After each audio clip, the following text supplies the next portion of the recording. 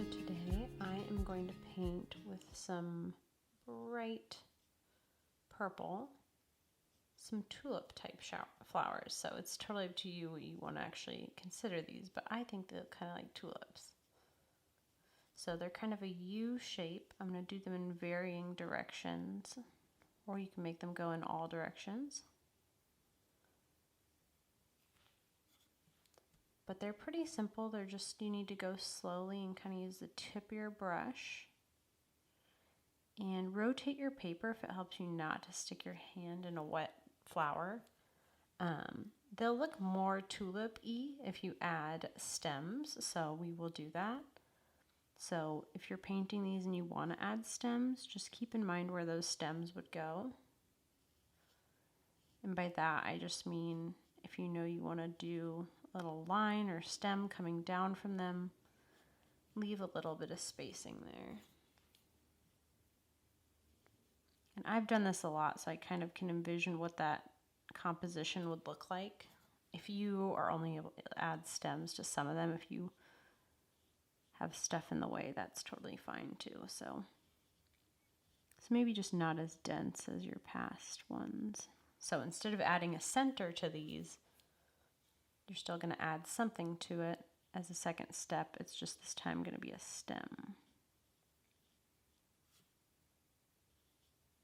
And remember, I love seeing these, so feel free to tag me, Carly Ray Studio, and what you're creating. Use the hashtag Carly Ray Creative.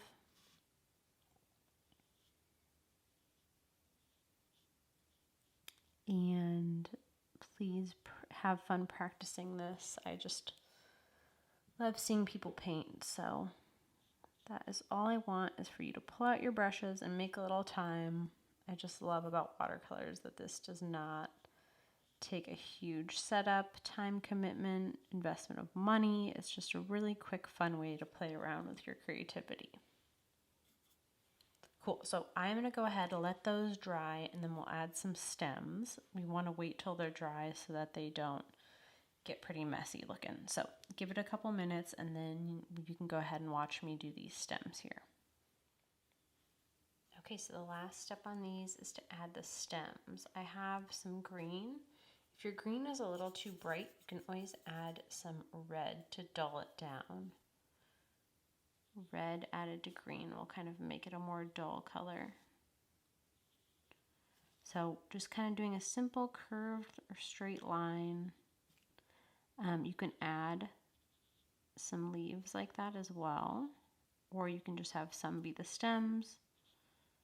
Totally up to you how you want to do it. So just kind of lightly bringing my brush upwards and then flicking it upwards for those leaves there. So for the stems, just super simple, just a little curved line. Maybe alternating the directions that you curve them in if you have a grouping like this. Just keeps it a little more interesting.